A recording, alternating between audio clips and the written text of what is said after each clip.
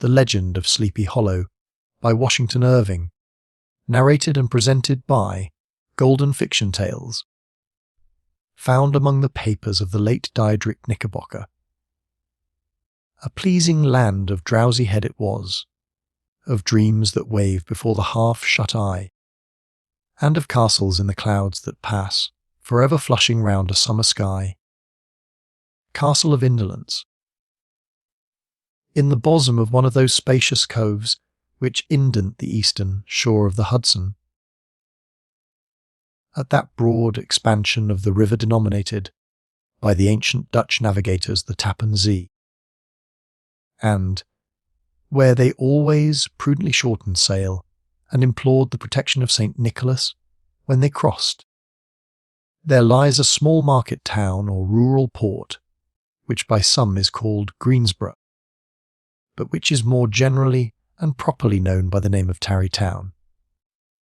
This name was given, we are told, in former days, by the good housewives of the adjacent country, from the inveterate propensity of their husbands to linger about the village tavern on market days.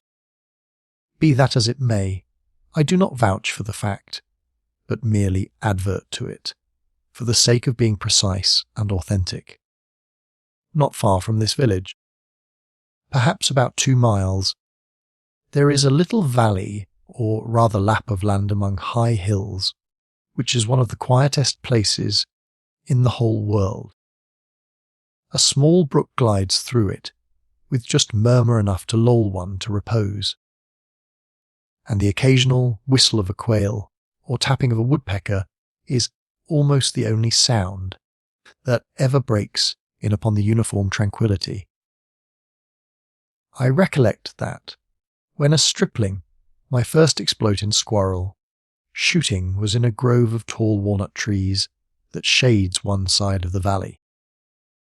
I had wandered into it at noon time, when all nature is peculiarly quiet, and was startled by the roar of my own gun, as it broke the Sabbath stillness around, and was prolonged and reverberated by the angry echoes. If ever I should wish for a retreat whether I might steal from the world and its distractions, and dream quietly away the remnant of a troubled life, I know of none more promising than this little valley. From the listless repose of the place, and the peculiar character of its inhabitants, who are descendants from the original Dutch settlers, this sequestered glen has long been known by the name of Sleepy Hollow, and its rustic lads are called the Sleepy Hollow Boys throughout all the neighbouring country. A drowsy, dreamy influence seems to hang over the land, and to pervade the very atmosphere. Some say that the place was bewitched by a High German doctor during the early days of the settlement, others that an old Indian chief, the prophet or wizard of his tribe, held his powwows there before the country was discovered by Master Hendrik Hudson. Certain it is, the place still continues under the sway of some witching power that holds a spell over the minds of the good people, causing them to walk in a continual reverie. They are given to all kinds of marvellous beliefs, are subject to trances and visions, and frequently see strange sights, and hear music and voices in the air. The whole neighbourhood abounds with local tales, haunted spots, and twilight superstitions. Stars shoot and meteors glare oftener across the valley than in any other part of the country, and the nightmare, with her whole ninefold, seems to make it the favourite scene of her gambols. The dominant spirit, however, that haunts this enchanted region, and seems to be commander-in-chief of all the powers of the air, is the apparition of a figure on horseback, without a head. It is said by some to be the ghost of a Hessian trooper whose head had been carried away by a cannon ball. in some nameless battle during the Revolutionary War, and who is ever and anon seen by the country folk hurrying along in the gloom of night, as if on the wings of the wind. His haunts are not confined to the valley, but extend at times to the adjacent roads, and especially to the vicinity of a church at no great distance. Indeed, certain of the most authentic historians of those parts, who have been careful in collecting and collating the floating facts concerning this spectre, allege that the body of the trooper having been buried in the churchyard, the ghost rides forth to the scene of battle in nightly quest of his head, and that the rushing speed with which he sometimes passes along the hollow like a midnight blast is owing to his being belated, and in a hurry to get back to the churchyard before daybreak. Such is the general purport of this legendary superstition, which has furnished materials for many a wild story in that region of shadows, and the spectre is known at all the country firesides by the name of the Headless Horseman of Sleepy Hollow. It is remarkable that the visionary propensity I have mentioned is not confined to the native inhabitants of the valley, but is unconsciously imbibed by every one who resides there for a time, however wide awake they may have been before they entered that sleepy region. They are sure, in a little time, to inhale the witching influence of the air, and begin to grow imaginative, to dream dreams, and see apparitions. I mention this peaceful spot with all possible laud, for it is in such little retired Dutch valleys, found here and there embosomed in the great state of New York, that population, manners, and customs remain fixed, while the great torrent of migration and improvement, which is making such incessant changes in other parts of this restless country, sweeps by them unobserved. They are like those little nooks of still water which border a rapid stream, where we may see the straw and bubble riding quietly at anchor, or slowly revolving in their mimic harbour, undisturbed by the rush of the passing current. Though many years have elapsed since I trod the drowsy shades of Sleepy Hollow, yet I question whether I should not still find the same trees and the same families vegetating in its sheltered bosom. In this by place of nature there abode, in a remote period of American history, that is to say, some 30 years since, a worthy wight of the name of Ichabod Crane, who sojourned, or, as he expressed it, tarried in Sleepy Hollow, for the purpose of instructing the children of the vicinity. He was a native of Connecticut, a state which supplies the Union with pioneers for the mind, as well as for the forest, and sends forth yearly its legions of frontier woodmen and country schoolmasters. The cognomen of Crane was not inapplicable to his person. He was tall, but exceedingly lank, with narrow shoulders, long arms and legs, hands that dangled a mile out of his sleeves, feet that might have served for shovels, and his whole frame most loosely hung together. His head was small and flat at top, with huge ears, large green glassy eyes, and a long sniped nose, so that it looked like a weathercock perched upon his spindle neck to tell which way the wind blew. To see him striding along the profile of a hill on a windy day, with his clothes bagging and fluttering about him, one might have mistaken him for the genius of famine descending upon the earth, or some scarecrow illoped from a cornfield. His schoolhouse was a low building of one large room, rudely constructed of logs, the windows partly glazed, and partly patched with leaves of old copybooks.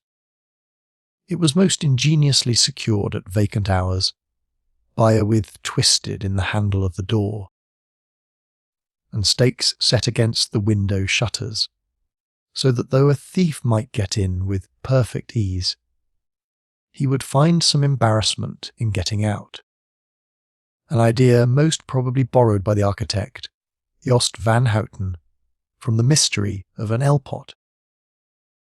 The schoolhouse stood in a rather lonely but pleasant situation, just at the foot of a woody hill, with a brook running close by, and a formidable birch tree growing at one end of it.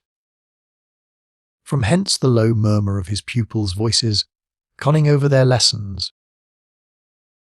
might be heard in a drowsy summer's day, like the hum of a beehive, interrupted now and then by the authoritative voice of the master, in the tone of menace or command, or, peradventure, by the appalling sound of the birch, as he urged some tardy loiterer along the flowery path of knowledge.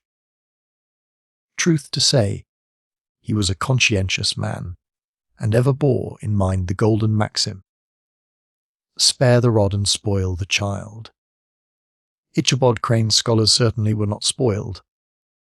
I would not have it imagined, however, that he was one of those cruel potentates of the school who joy in the smart of their subjects.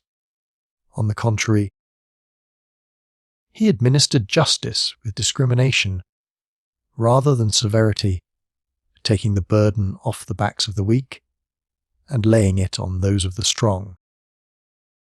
Your mere punny stripling, that winced at the least flourish of the rod, was passed by with indulgence, but the claims of justice were satisfied by inflicting a double portion on some little tough wrong-headed, broad, skirted Dutch urchin, who sulked and swelled and grew dogged and sullen beneath the birch.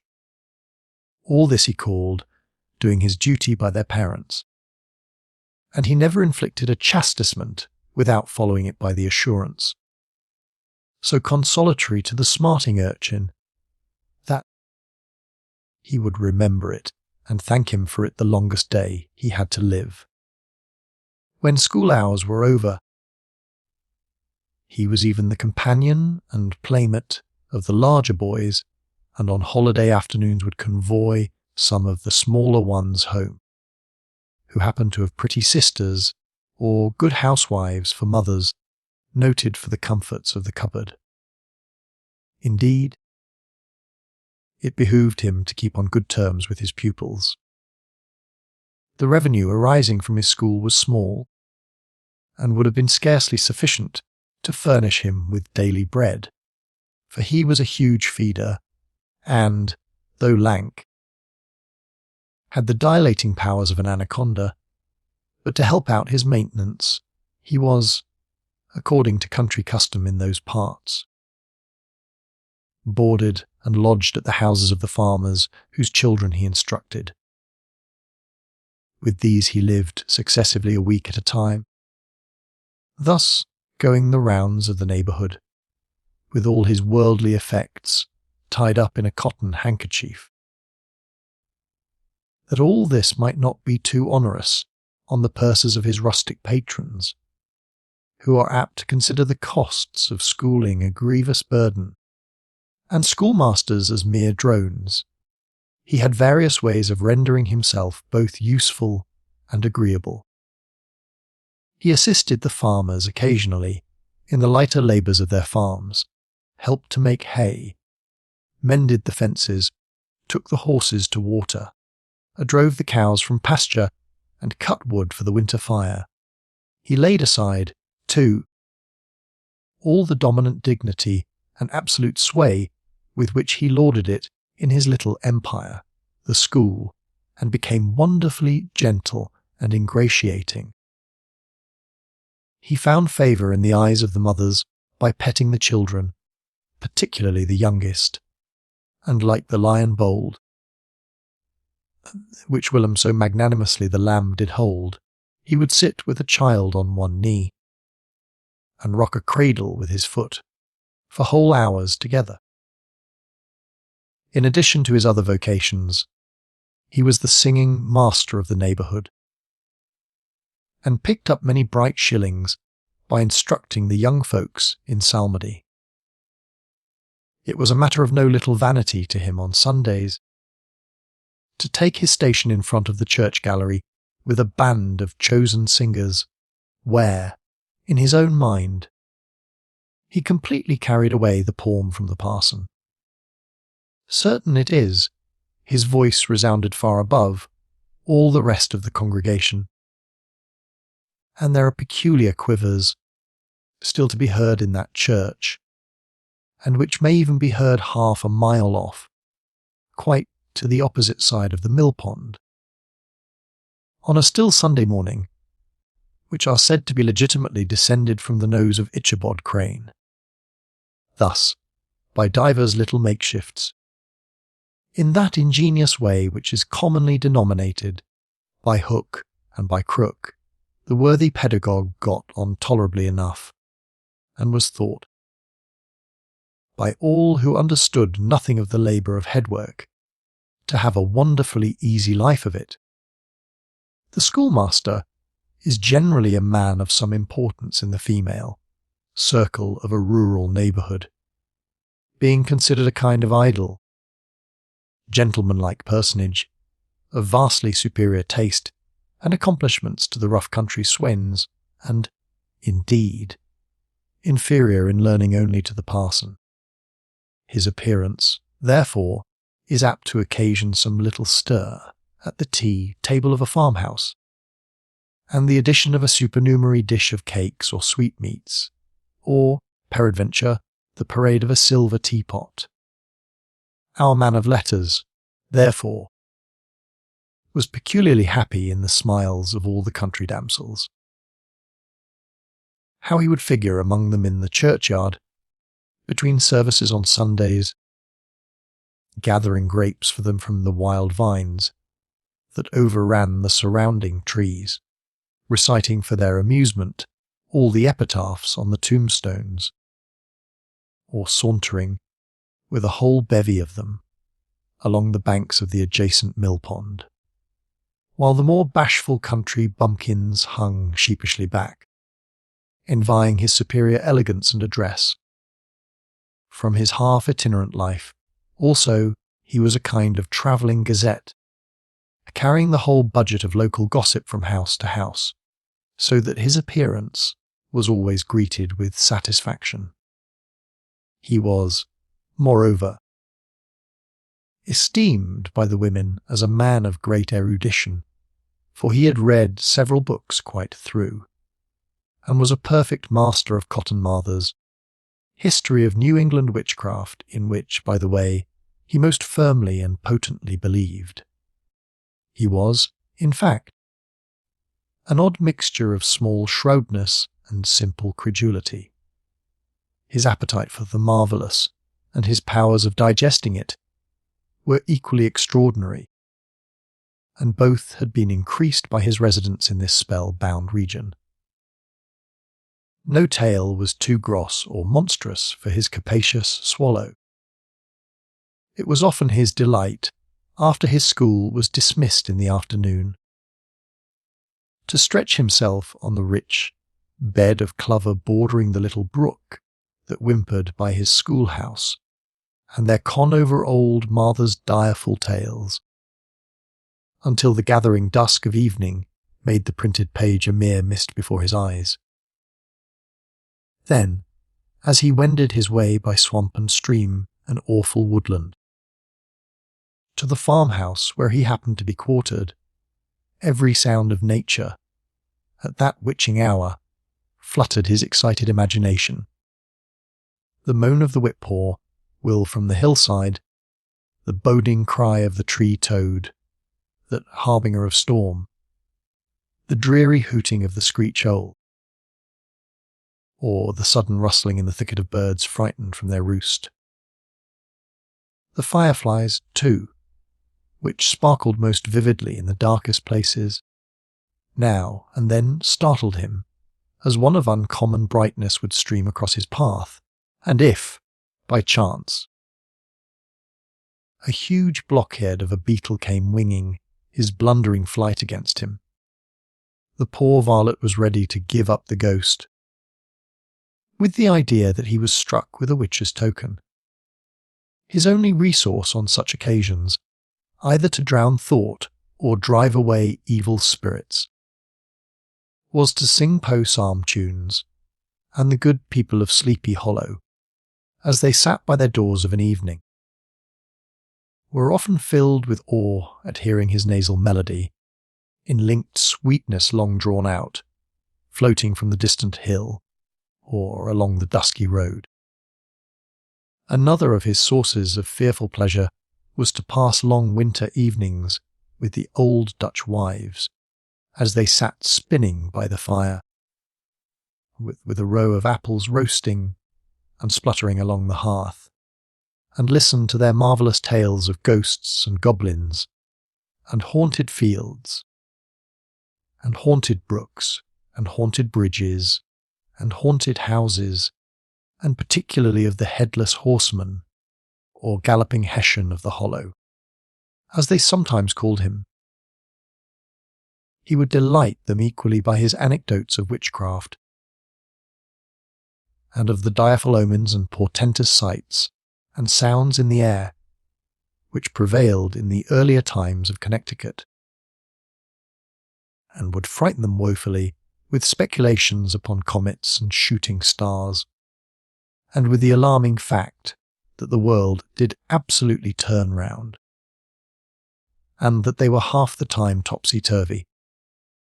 But if there was a pleasure in all this, while snugly cuddling in the chimney corner of a chamber that was all of a ruddy glow from the crackling wood fire, and where, of course, no spectre dared to show its face, it was dearly purchased by the terrors of his subsequent walk homewards. What fearful shapes and shadows beset his path, amidst the dim and ghostly glare of a snowy night! With what wistful look did he eye every trembling ray of light streaming across the waste fields from some distant window! How often was he appalled by some shrub covered with snow, which, like a sheeted spectre, beset his very path! How often did he shrink with curdling awe at the sound of his own steps on the frosty crust beneath his feet, and dread to look over his shoulder, lest he should behold some uncouth being tramping close behind him. And how often was he thrown into complete dismay by some rushing blast, howling among the trees, in the idea that it was the Galloping Hessian on one of his nightly scorings.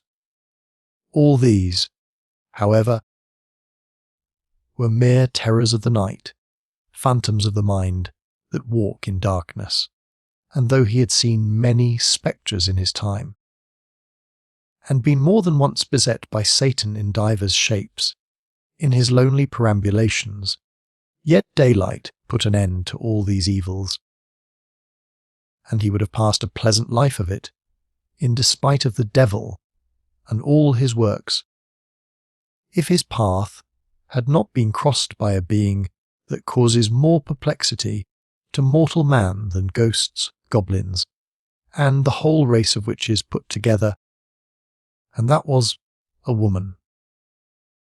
Among the musical disciples who assembled one evening in each week to receive his instructions in psalmody was Katrina van Tassel, the daughter and only child of a substantial Dutch farmer. She was a blooming lass of fresh 18, plump as a partridge, ripe and melting, and rosy-cheeked as one of her father's peaches, and universally famed, not merely for her beauty, but her vast expectations. She was withal a little of a coquette, as might be perceived even in her dress, which was a mixture of ancient and modern fashions, as most suited to set off her charms. She wore the ornaments of pure yellow gold, which her great-grandmother had brought over from Sardom, the tempting stomacher of the olden time, and withal a provokingly short petticoat, to display the prettiest foot and ankle in the country round.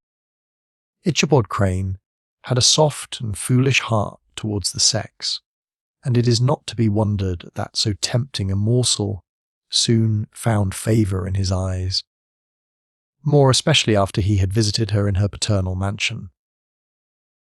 Old Baltus Van Tassel was a perfect picture of a thriving, contented, liberal-hearted farmer. He seldom, it is true, sent either his eyes or his thoughts beyond the boundaries of his own farm, but within those everything was snug, happy and well-conditioned. He was satisfied with his wealth, but not proud of it, and piqued himself upon the hearty abundance, rather than the style in which he lived. His stronghold was situated on the banks of the Hudson, in one of those green, sheltered, fertile nooks in which the Dutch farmers are so fond of nestling. A great elm tree spread its broad branches over it, at the foot of which bubbled up a spring of the softest and sweetest water, in a little well formed of a barrel, and then stole sparkling away through the grass to a neighbouring brook that babbled along among alders and dwarf willows. Hard by the farmhouse was a vast barn that might have served for a church. Every window and crevice of which seemed bursting forth with the treasures of the farm, the flail was busily resounding within it from morning to night.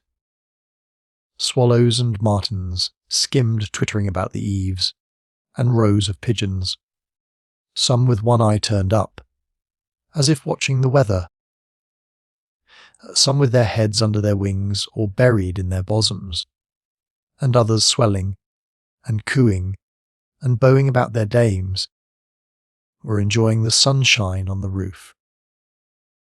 Sleek, unwieldy porkers were grunting in the repose and abundance of their pens, from whence sallied forth, now and then, troops of sucking pigs, as if to snuff the air.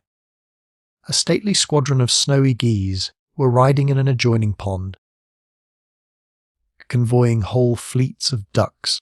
Regiments of turkeys were gobbling through the farmyard, and guinea foals fretting about it, like ill-tempered housewives with their peevish, discontented cry. Before the barn door strutted the gallant cock, that pattern of a husband, a warrior and a fine gentleman, clapping his burnished wings and crowing in the pride and gladness of his heart, sometimes tearing up the earth with his feet, and then generously calling his ever hungry family of wives and children to enjoy the rich morsel which he had discovered. The pedagogue's mouth watered as he looked upon this sumptuous promise of luxurious winter fare. In his devouring mind's eye, he pictured to himself every roasting, pig running about with a pudding in his belly and an apple in his mouth. The pigeons were snugly put to bed in a comfortable pie, and tucked in with a coverlet of crust. The geese were swimming in their own gravy, and the ducks pairing cosily in dishes like snug married couples, with a decent competency of onion sauce.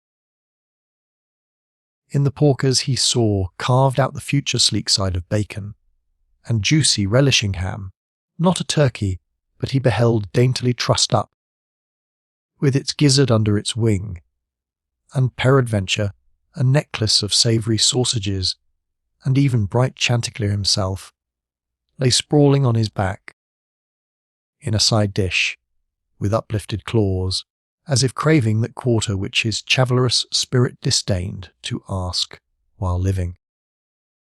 As the enraptured Ichabod fancied all this, and as he rolled his great green eyes over the fat meadowlands, the rich fields of wheat, of rye, of buckwheat and Indian corn, and the orchards burdened with ruddy fruit, which surrounded the warm tenement of Van Tassel, his heart yearned after the damsel who was to inherit these domains, and his imagination expanded with the idea how they might be readily turned into cash, and the money invested in immense tracts of wild land and shingle palaces in the wilderness.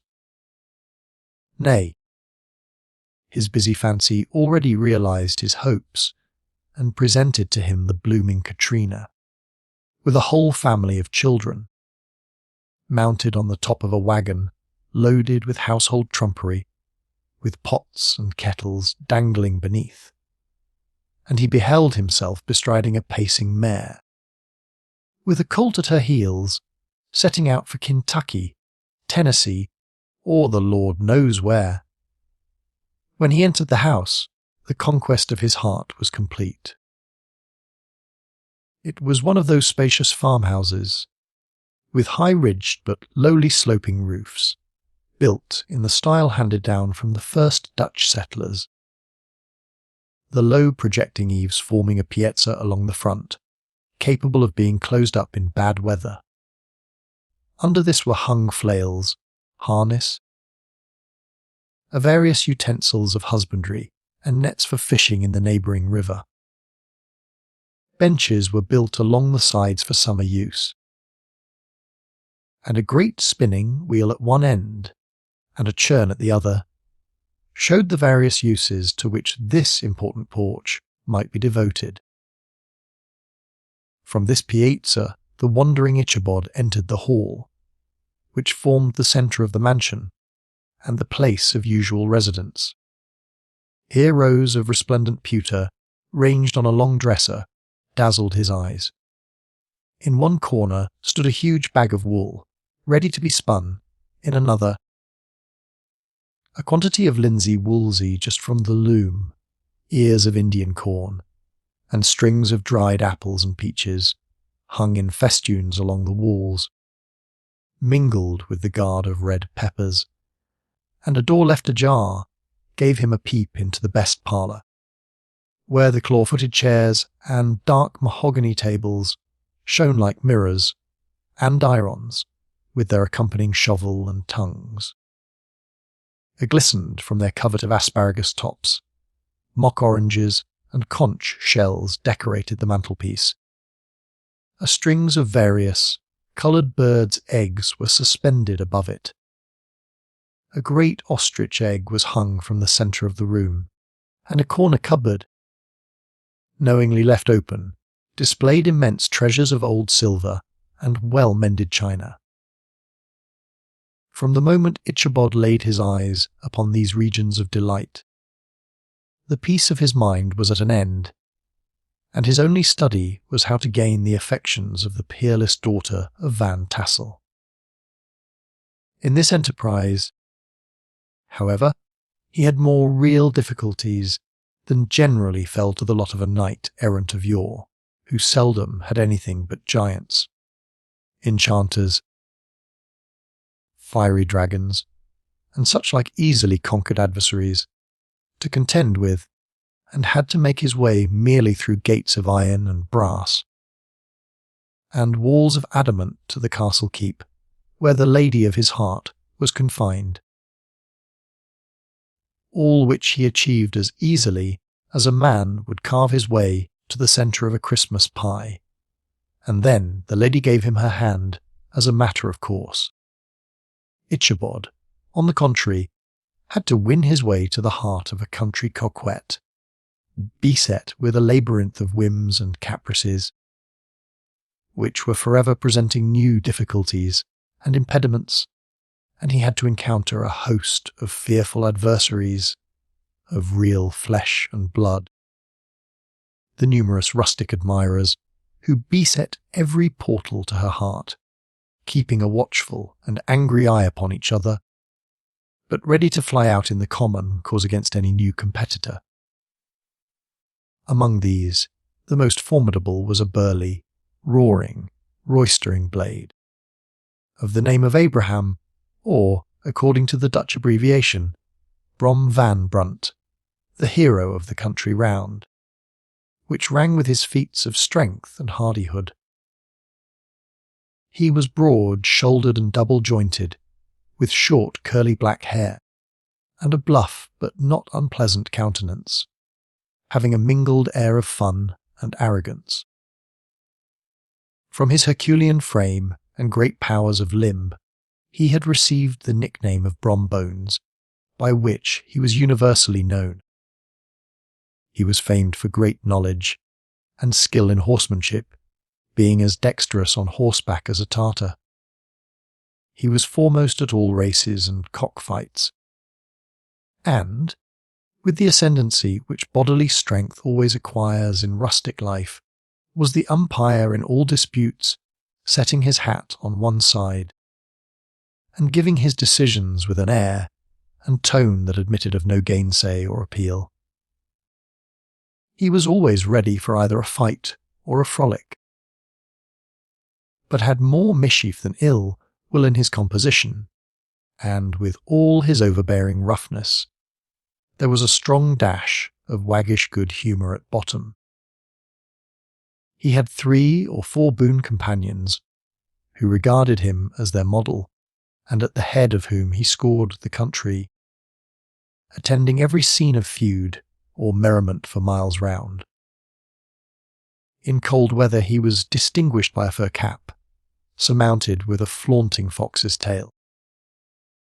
And when the folks at a country gathering descried this well-known crest at a distance, whisking about among a squad of hard riders, they always stood by for a squall. Sometimes his crew would be heard dashing along past the farmhouses at midnight, with hoop and halloo, like a troop of Don Cossacks, and the old dames, startled out of their sleep, would listen for a moment till the hurry-scurry had clattered by, and then exclaim, "Ay, there goes Brom Bones and his gang!" The neighbours looked upon him with a mixture of awe, admiration, and goodwill, and, when any madcap prank or rustic brawl occurred in the vicinity, always shook their heads and warranted Brom Bones was at the bottom of it.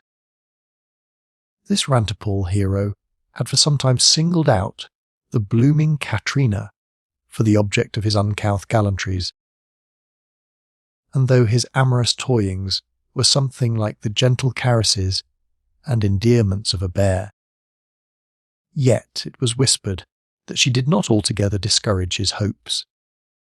Certain it is, his advances were signals for rival candidates to retire, who felt no inclination to cross a lion in his amours, insomuch that when his horse was seen tied to Van Tassel's paling on a Sunday night, a sure sign that his master was courting, or, as it is termed, sparking, within, all other suitors passed by in despair, and carried the war into other quarters. Such was the formidable rival with whom Ichabod Crane had to contend, and, considering all things, a stouter man than he would have shrunk from the competition, and a wiser man would have despaired. He had, however, a happy mixture of pliability and perseverance in his nature.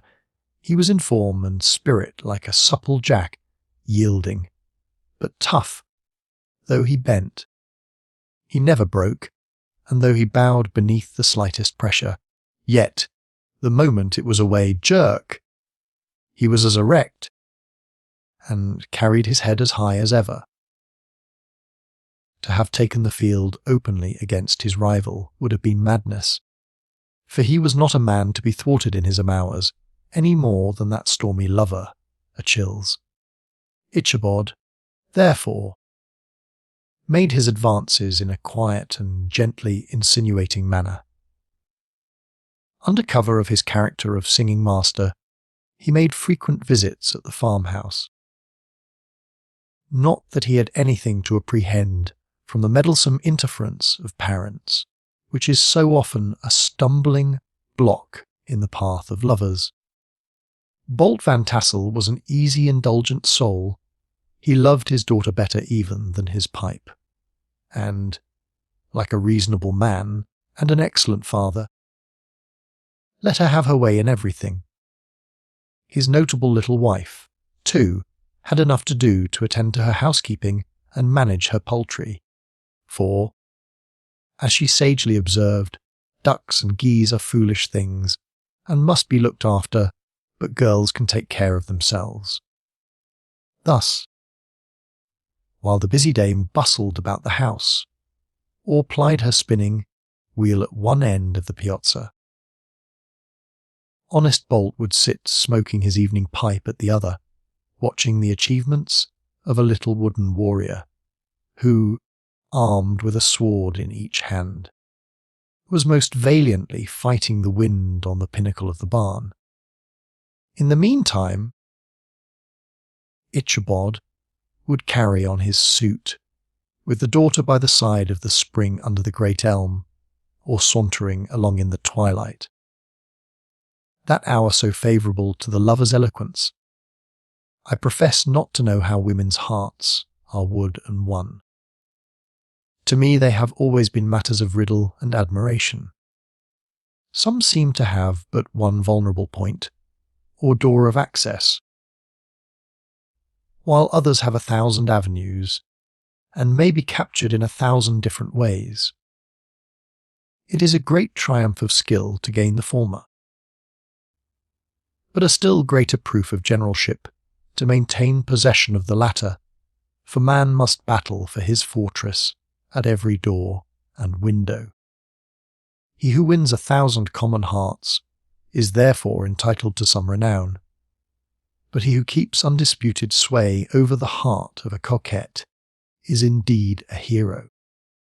Certain it is, this was not the case with the redoubtable Brombones, and from the moment Ichabod Crane made his advances, the interests of the former evidently declined.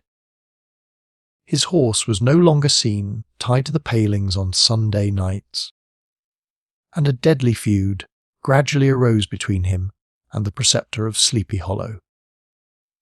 Brom, who had a degree of rough chivalry in his nature, would fain have carried matters to open warfare, and have settled their pretensions to the lady, according to the mode of those most concise and simple reasoners, the knights-errant of yore, by single combat. But Ichabod was too conscious of the superior might of his adversary to enter the lists against him. He had overheard a boast of Bones, that he would double the schoolmaster up, and lay him on a shelf of his own schoolhouse, and he was too wary to give him an opportunity. There was something extremely provoking in this obstinately pacific system. It left Brom no alternative but to draw upon the funds of rustic waggery in his disposition, and to play off boorish, practical jokes upon his rival. Ichabod became the object of whimsical persecution to Bones and his gang of rough riders. They harried his hitherto peaceful domains, smoked out his singing school by stopping up the chimney, broke into the schoolhouse at night, in spite of its formidable fastenings of with and window stakes, and turned everything topsy-turvy, so that the poor schoolmaster began to think all the witches in the country held their meetings there. But what was still more annoying, Brom took all opportunities of turning him into ridicule in presence of his mistress, and had a scoundrel dog whom he taught to whine in the most ludicrous manner, and introduced as a rival of Ichabod's, to instruct her in psalmody.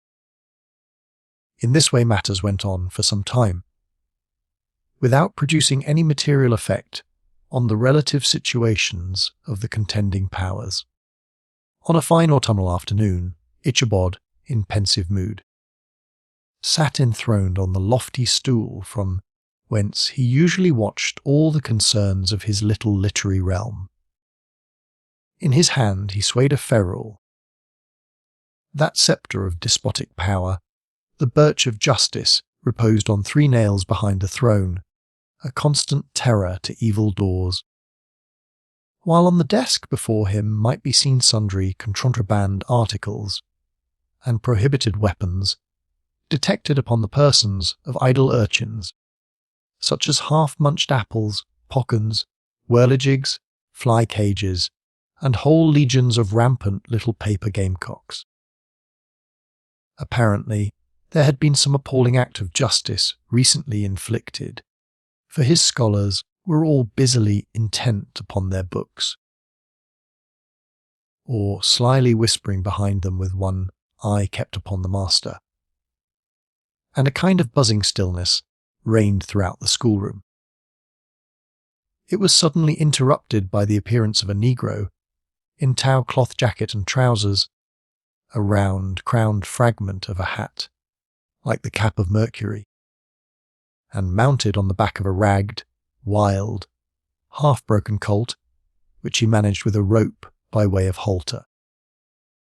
He came clattering up to the school door with an invitation to Ichabod to attend a merry-making or quilting frolic, to be held that evening at Mynheer Van Tassel's, and having delivered his message with that air of importance and effort at fine language, which a negro is apt to display on petty embassies of the kind, he dashed over the brook and was seen scampering away up the hollow, full of the importance and hurry of his mission.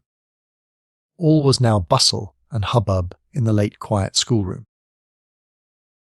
The scholars were hurried through their lessons without stopping at trifles. Those who were nimble skipped over half with impunity, and those who were tardy had a smart application now, and then in the rear, to quicken their speed, or help them over a tall word. Books were flung aside without being put away on the shelves, inkstands were overturned, benches thrown down, and the whole school was turned loose an hour before the usual time, bursting forth like a legion of young imps, yelping and racketing about the green in joy at their early emancipation. The gallant Ichabod now spent at least an extra half-hour at his toilet, a brushing and furbishing up his best, and indeed only suit of rusty black, and arranging his locks by a bit of broken-looking glass that hung up in the schoolhouse, that he might make his appearance before his mistress in the true style of a cavalier. He borrowed a horse from the farmer with whom he was domiciliated, a choleric old Dutchman of the name of Hans van Ripper, and thus gallantly mounted, issued forth like a knight errant in quest of adventures.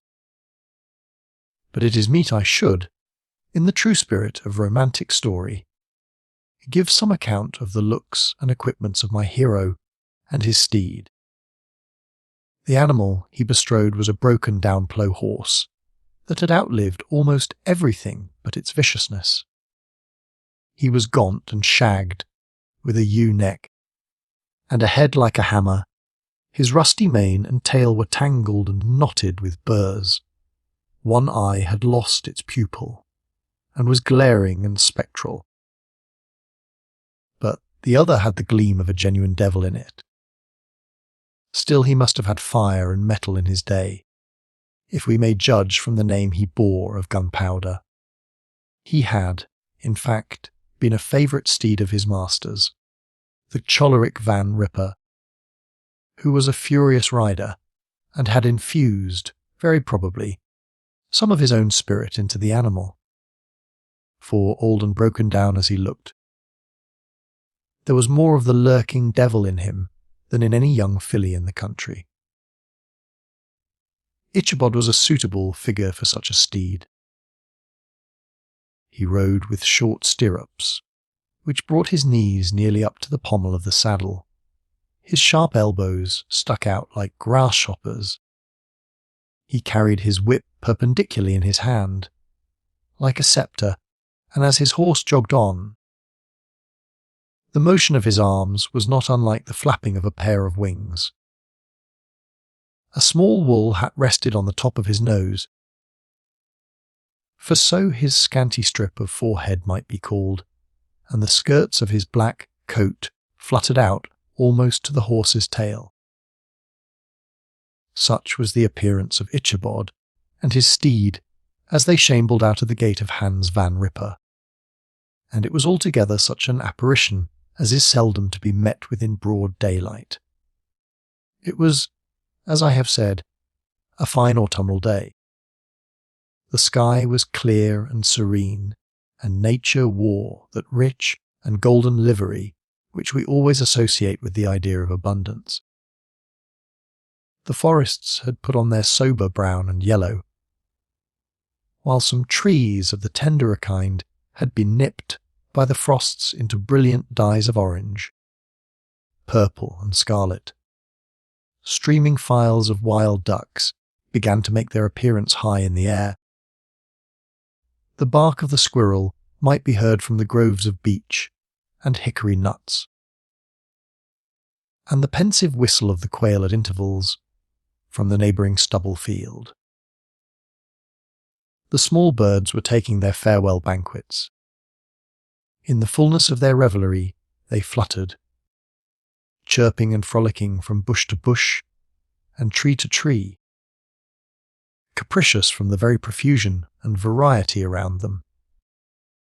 There was the honest cock robin, the favourite game of stripling sportsmen, with its loud querulous note, and the twittering blackbirds flying in sable clouds, and the golden-winged woodpecker with his crimson crest, his broad black gorget and splendid plumage, and the cedar bird with its red-tipped wings and yellow-tipped tail, and its little Montero cap of feathers, and the blue jay, that noisy coxcomb, in his light blue coat and white underclothes, screaming and chattering, nodding and bobbing and bowing, and pretending to be on good terms with every songster of the grove.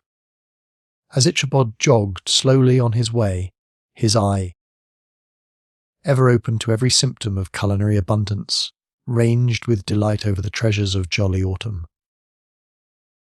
On all sides he beheld vast store of apples,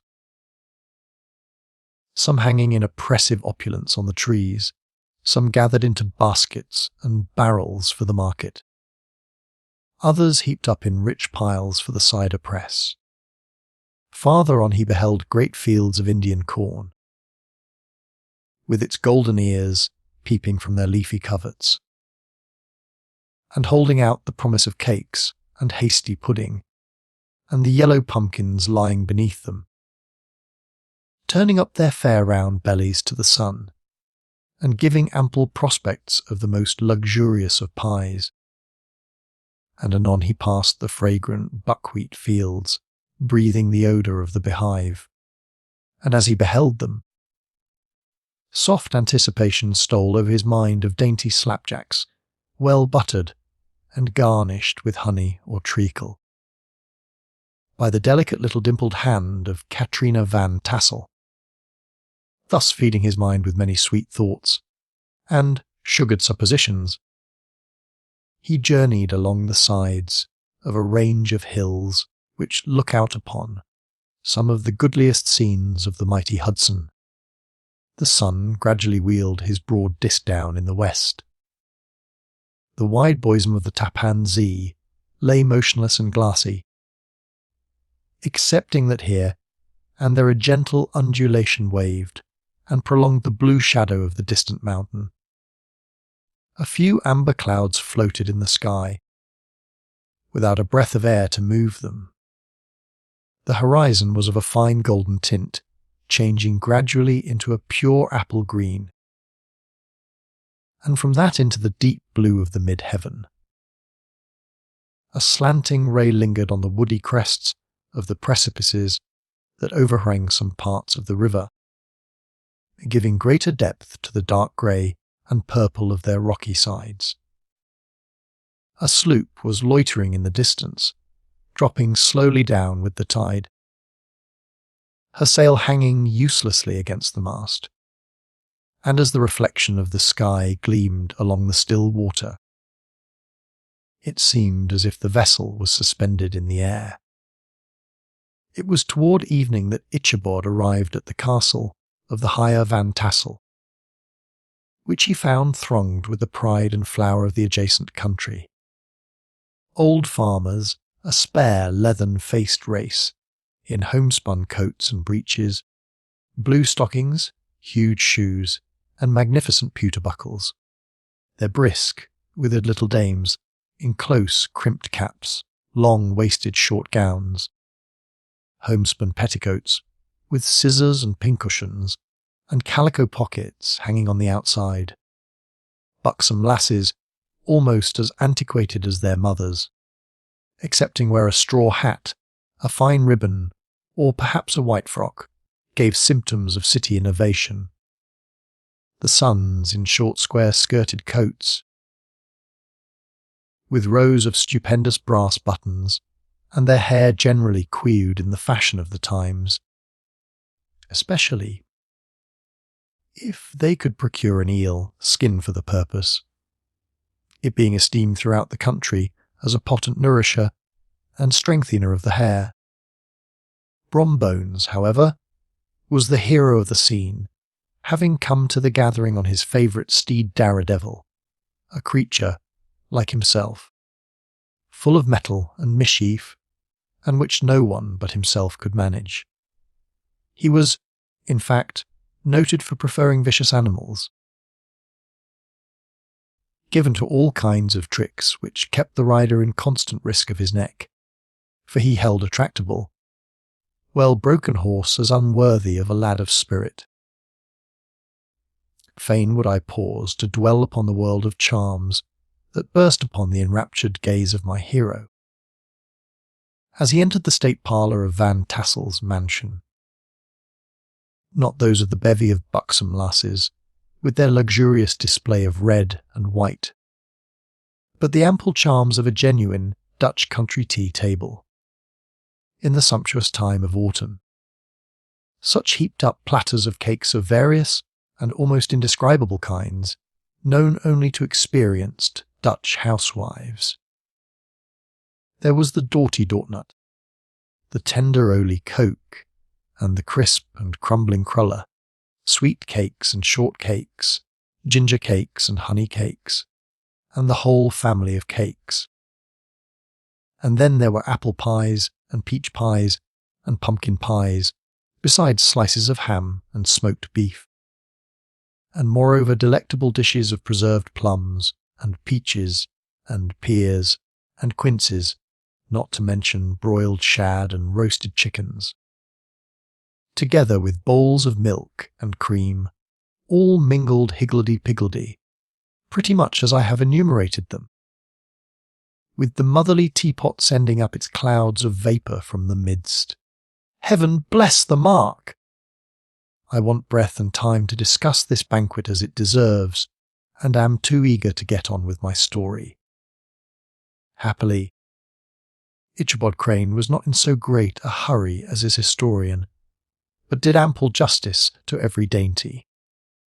He was a kind and thankful creature, whose heart dilated in proportion, as his skin was filled with good cheer, and whose spirits rose with eating, as some men's do with drink. He could not help, too, rolling his large eyes round him as he ate, and chuckling with the possibility that he might one day be lord of all this scene of almost unimaginable luxury and splendour. Then, he thought, how soon he'd turn his back upon the old schoolhouse, snap his fingers in the face of Hans Van Ripper and every other niggardly patron, and kick any itinerant pedagogue out of doors that should dare to call him comrade. Old Baltus Van Tassel moved about among his guests with a face dilated with content and good humour, round and jolly as the harvest moon. His hospitable attentions were brief, but expressive, being confined to a shake of the hand, a slap on the shoulder, a loud laugh, and a pressing invitation to fall to and help themselves. And now the sound of the music from the common room or hall summoned to the dance. The musician was an old grey-headed Negro who had been the itinerant orchestra of the neighbourhood for more than half a century. His instrument was as old and battered as himself. The greater part of the time he scraped on 2 or 3 strings, accompanying every movement of the bow with a motion of the head, bowing almost to the ground, and stamping with his foot whenever a fresh couple were to start. Ichabod prided himself upon his dancing as much as upon his vocal powers. Not a limb, not a fibre about him was idle, and to have seen his loosely hung frame in full motion and clattering about the room, you would have thought St. Vitus himself, that blessed patron of the dance, was figuring before you in person. He was the admiration of all the Negroes, who, having gathered, of all ages and sizes, from the farm and the neighbourhood, stood forming a pyramid of shining black faces at every door and window, gazing with delight at the scene, rolling their white eyeballs, and showing grinning rows of ivory from ear to ear. How could the flogger of urchins be otherwise than animated and joyous? The lady of his heart was his partner in the dance, and smiling graciously in reply to all his amorous oglings, while Brombones, sorely smitten with love and jealousy, sat brooding by himself in one corner. When the dance was at an end, Ichabod was attracted to a knot of the Sager folks, who, with old Van Tassel, sat smoking at one end of the piazza, gossiping over former times, and drawing out long stories about the war. This neighbourhood, at the time of which I am speaking, was one of those highly favoured places which abound with chronicle and great men. The British and American line had run near it during the war.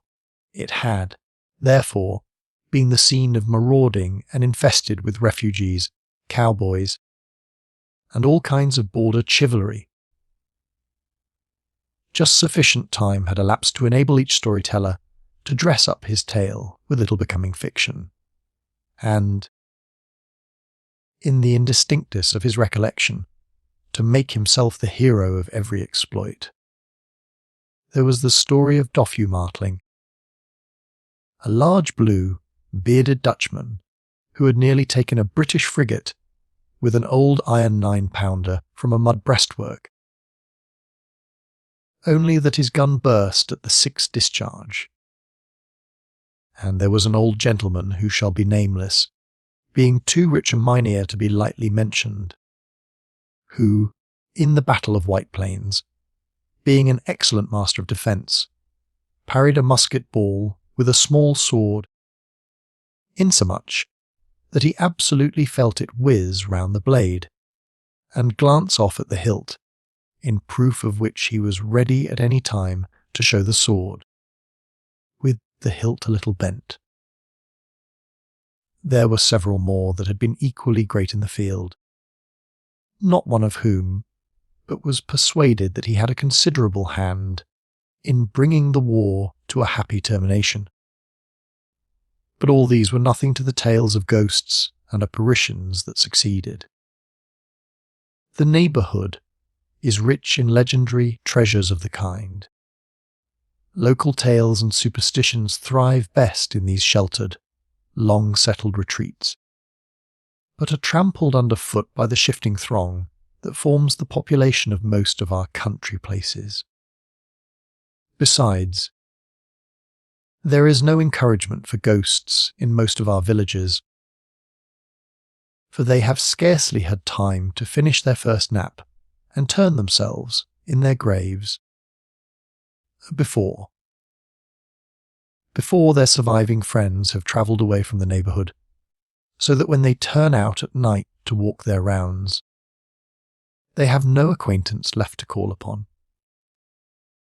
This is perhaps the reason why we so seldom hear of ghosts except in our long, established Dutch communities, The immediate cause, however, of the prevalence of supernatural stories in these parts was doubtless owing to the vicinity of Sleepy Hollow.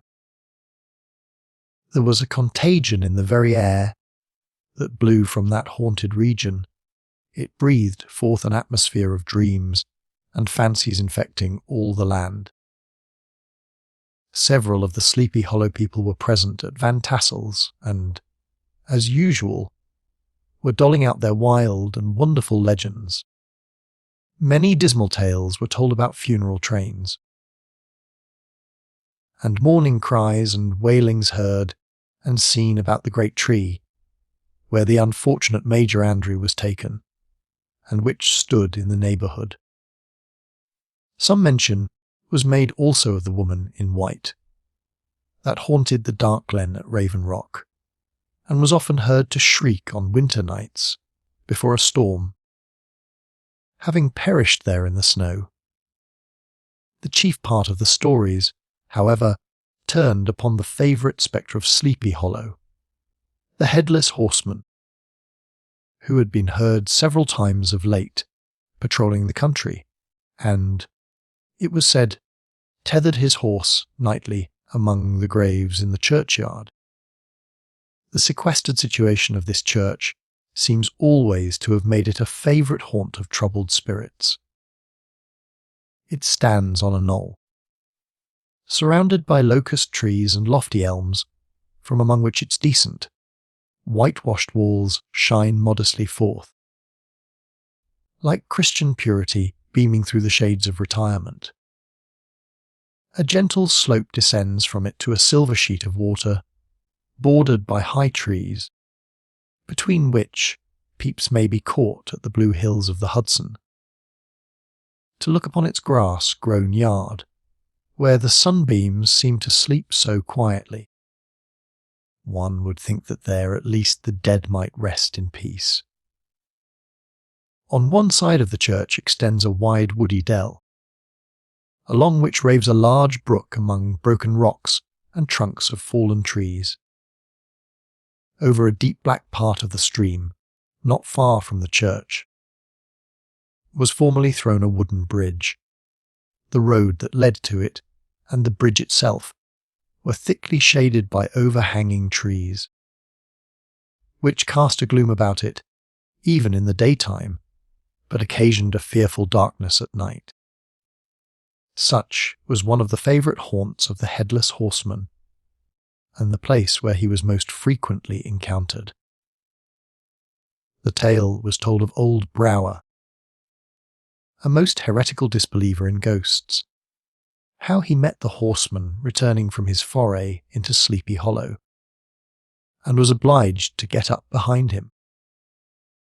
How they galloped over bush and brake, over hill and swamp, until they reached the bridge, when the horseman suddenly turned into a skeleton, threw old Brower into the brook, and sprang away over the tree tops with a clap of thunder. This story was immediately matched by a thrice marvellous adventure of Brombones, who made light of the galloping Hessian as an arrant jockey.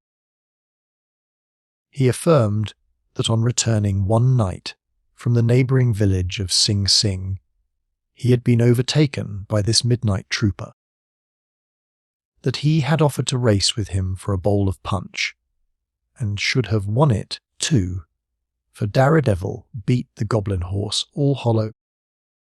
But just as they came to the church bridge, the Hessian bolted and vanished in a flash of fire. All these tales, told in that drowsy undertone with which men talk in the dark, the countenances of the listeners only now and then receiving a casual gleam from the glare of a pipe, sank deep in the mind of Ichabod. He repaid them in kind with large extracts from his invaluable author, Cottonmather, and added many marvellous events that had taken place in his native state of Connecticut, and fearful sights which he had seen in his nightly walks about Sleepy Hollow. The revel now gradually broke up.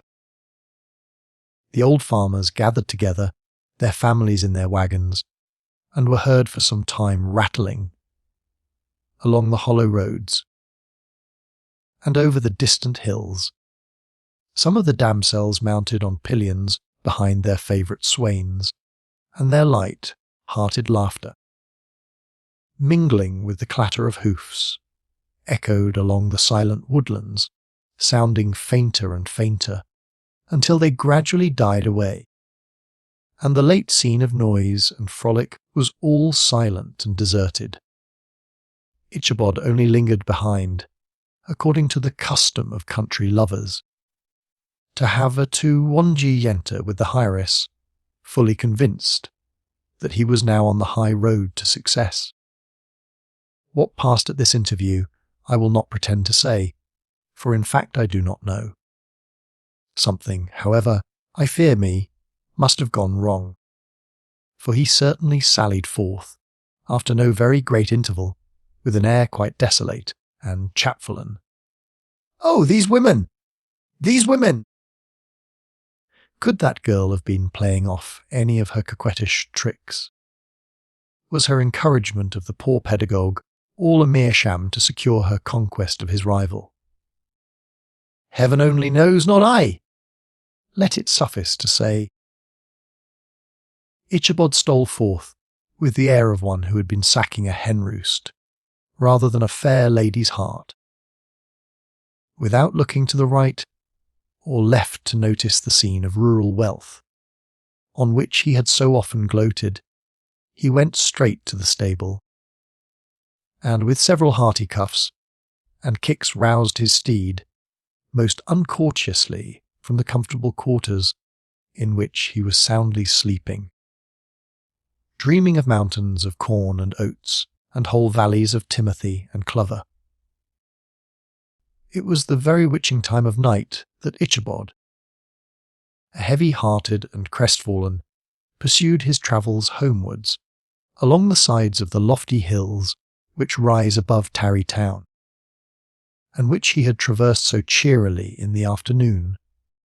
The hour was as dismal as himself. Far below him, the Tappan Zee spread its dusky and indistinct waste of waters, with here and there the tall mast of a sloop, riding quietly at anchor under the land. In the dead hush of midnight, he could even hear the barking of the watchdog from the opposite shore of the Hudson, but it was so vague and faint as only to give an idea of his distance from this faithful companion of man.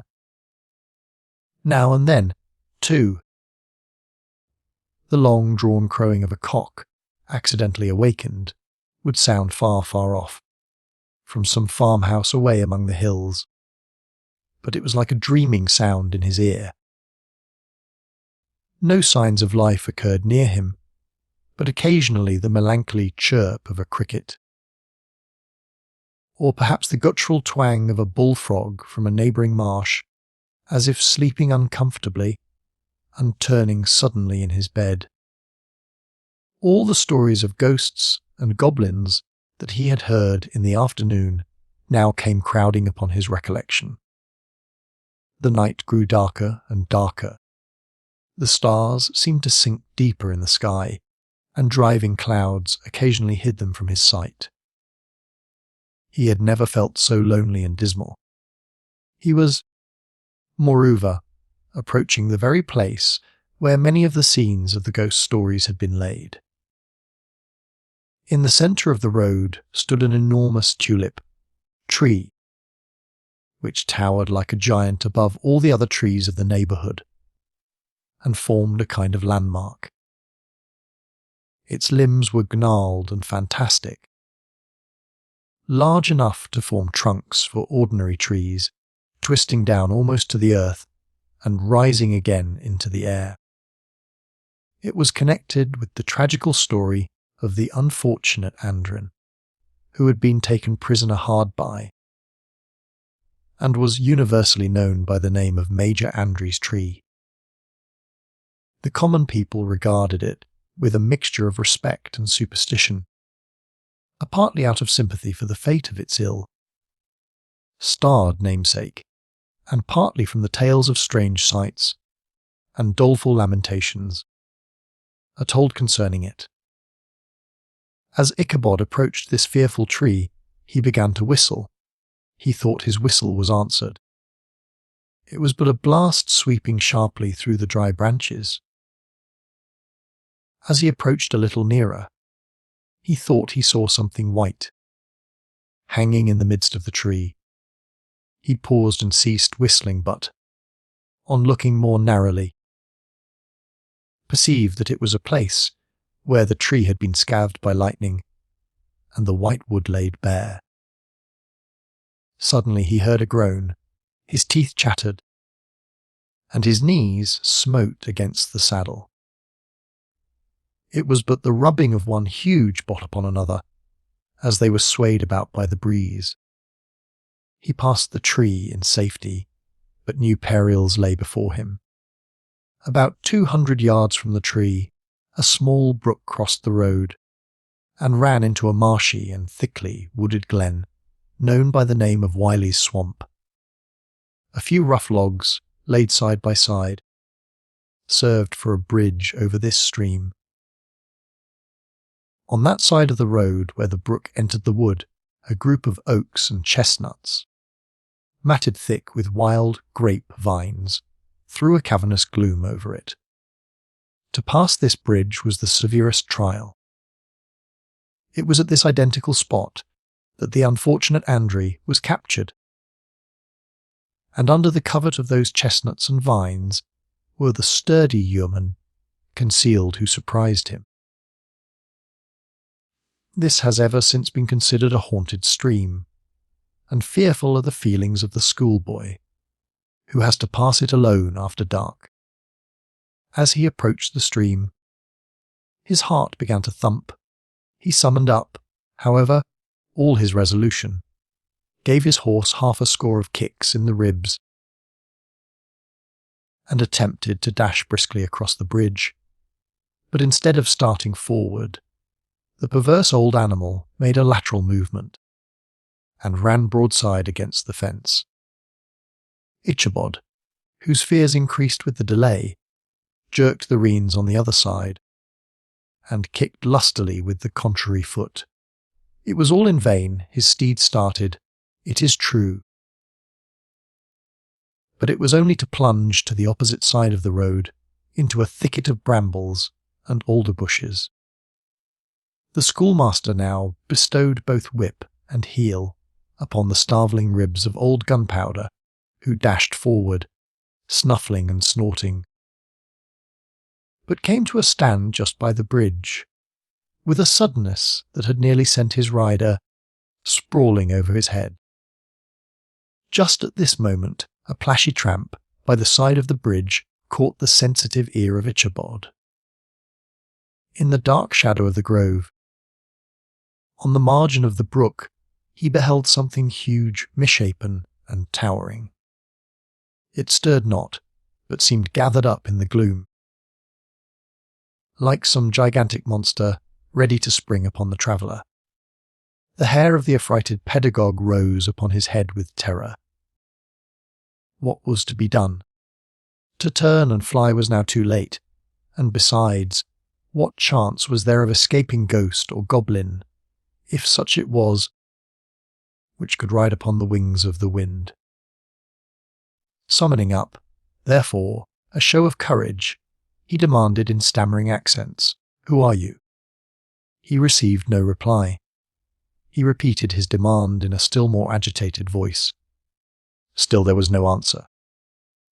Once more he cudgelled the sides of the inflexible Gunpowder, and, shutting his eyes, broke forth with involuntary fervour into a psalm tune.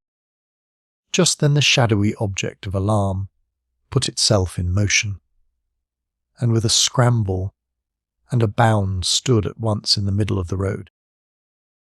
Though the night was dark and dismal, yet the form of the unknown might now, in some degree, be ascertained. He appeared to be a horseman of large dimensions, and mounted on a black horse of powerful frame. He made no offer of molestation or sociability, but kept aloof on one side of the road, jogging along on the blind side of old Gunpowder, who had now got over his fright and waywardness. Ichabod, who had no relish for this strange midnight companion, and bethought himself of the adventure of Brombones, with the galloping Hessian, now quickened his steed in hopes of leaving him behind. The stranger, however, quickened his horse to an equal pace. Ichabod pulled up, and fell into a walk, thinking to lag behind. The other did the same.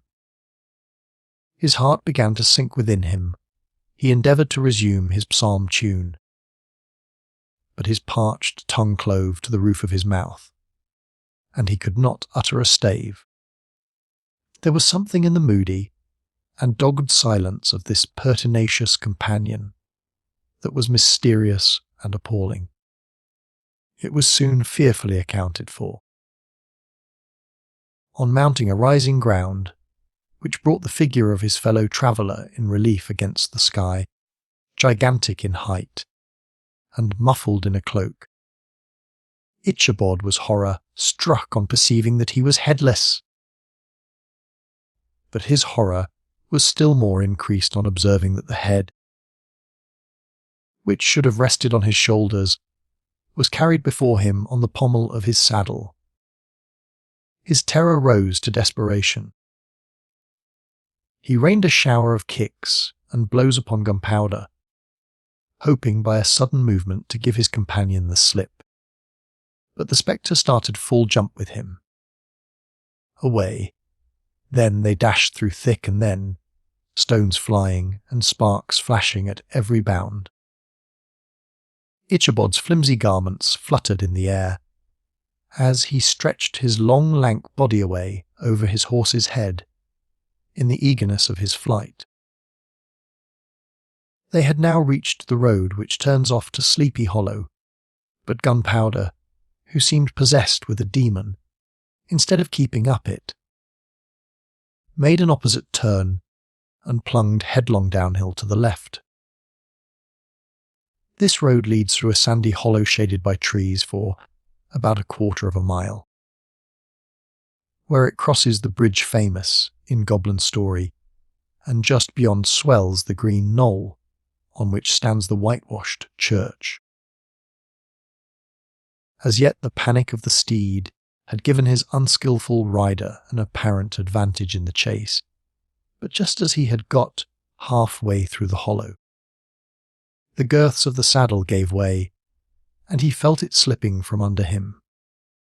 He seized it by the pommel, and endeavoured to hold it firm, but in vain, and had just time to save himself by clasping old Gunpowder round the neck, when the saddle fell to the earth, and he heard it trampled underfoot by his pursuer. For a moment the terror of Hans, Van Ripper's, wrath passed across his mind, for it was his Sunday saddle. But this was no time for petty fears. The goblin was hard on his haunches, and, unskilful rider that he was, he had much ado to maintain his seat, sometimes slipping on one side, sometimes on another, and sometimes jolted on the high ridge of his horse's backbone, with a violence that he verily feared would cleave him asunder. An opening in the trees now cheered him with the hopes that the church bridge was at hand.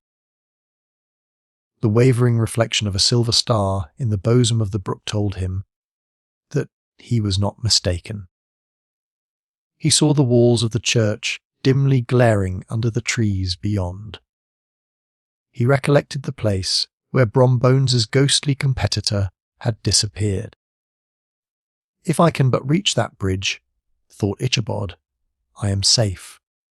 Just then he heard the black steed panting and blowing close behind him. He even fancied that he felt his hot breath. Another convulsive kick in the ribs, and old Gunpowder sprang upon the bridge. He thundered over the resounding planks. He gained the opposite side, and now Ichabod cast a look behind, to see if his pursuer should vanish according to rule, in a flash of fire and brimstone. Just then he saw the goblin rising in his stirrups, and in the very act of hurling his head at him. Ichabod endeavoured to dodge the horrible missile, but too late.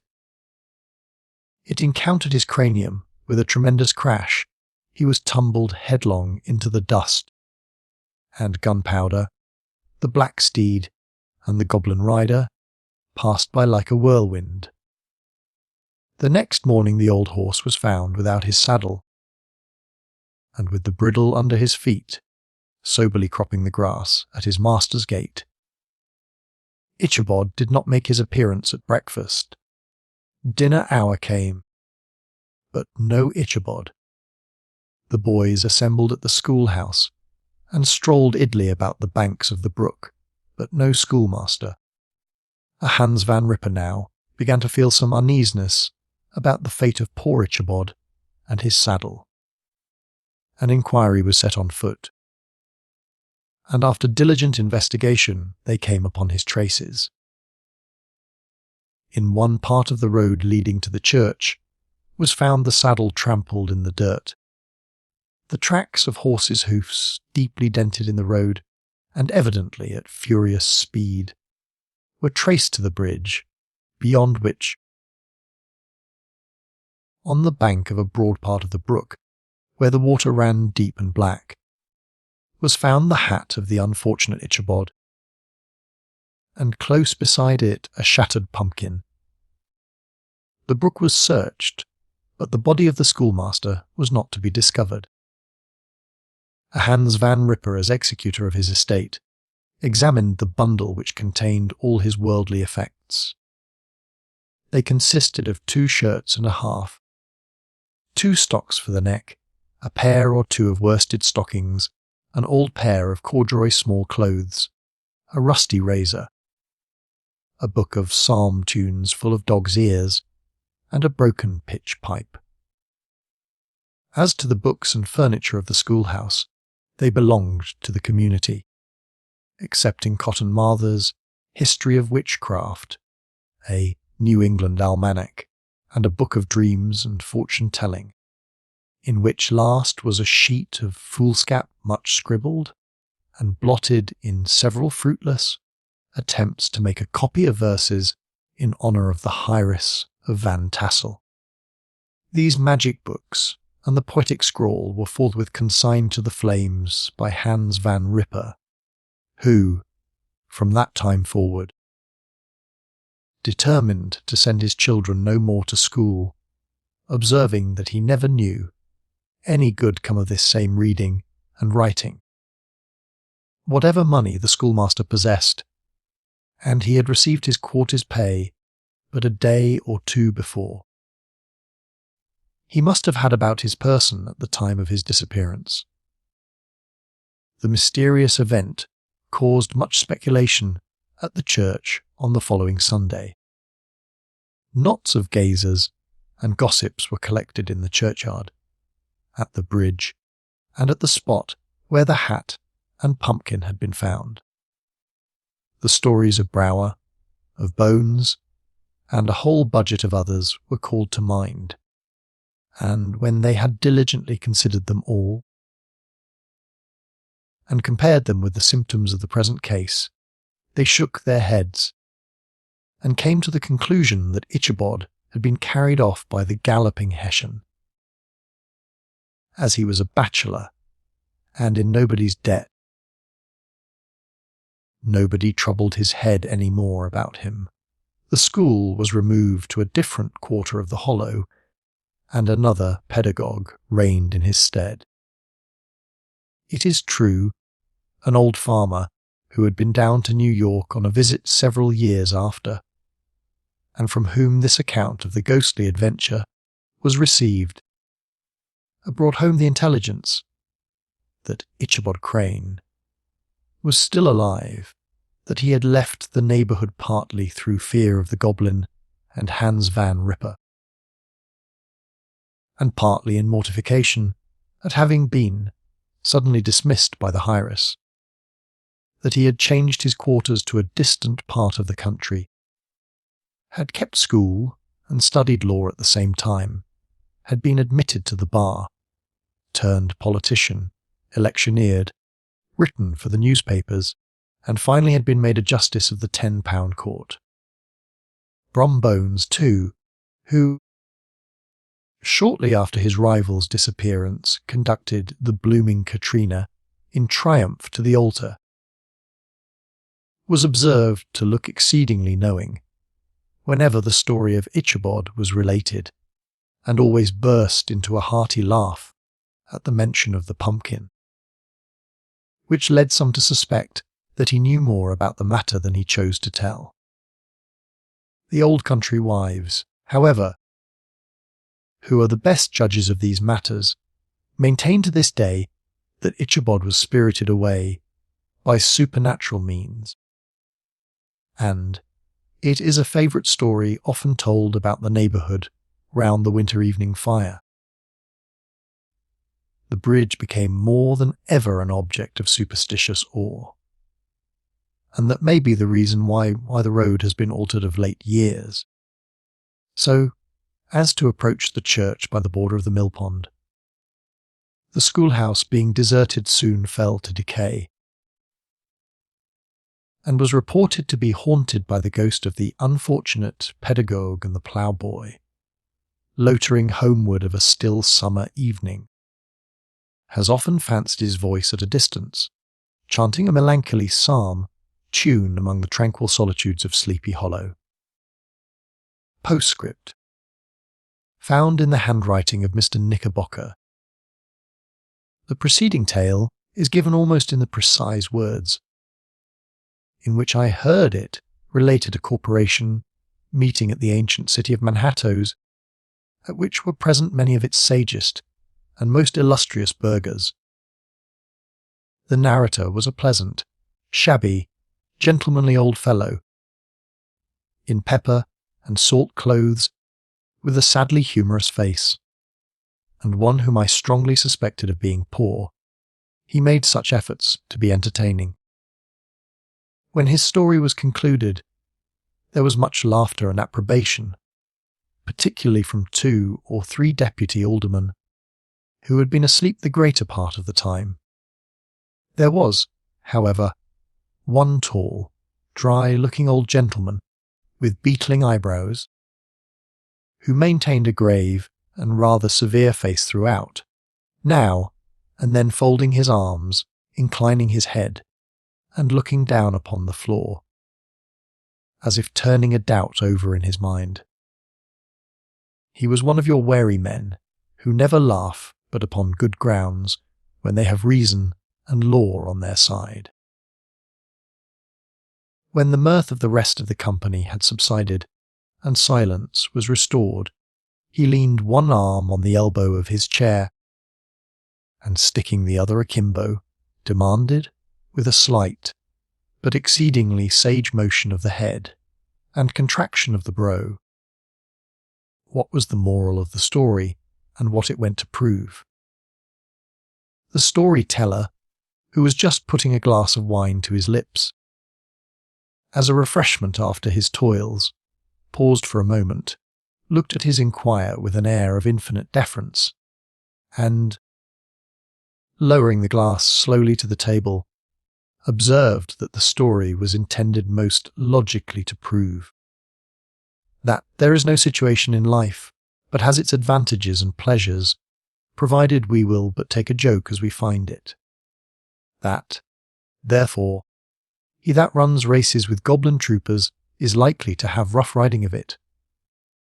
Ergo, for a country schoolmaster to be refused the hand of a Dutch heiress is a certain step to high preferment in the state. The cautious old gentleman knit his brows tenfold closer after this explanation, being sorely puzzled by the ratiocination of the syllogism, while methought the one in pepper and salt eyed him with something of a triumphant leer. At length he observed that all this was very well, but still he thought the story a little on the extravagant. There were 1 or 2 points on which he had his doubts. "Faith, sir," replied the storyteller. "As to that matter, I don't believe one half of it myself." D.K. The end of this wonderful story, and so our journey through this timeless fiction comes to an end. If you enjoyed this audiobook, please consider liking the video and subscribing to our channel. For more golden tales like this one, feel free to explore the playlists on our channel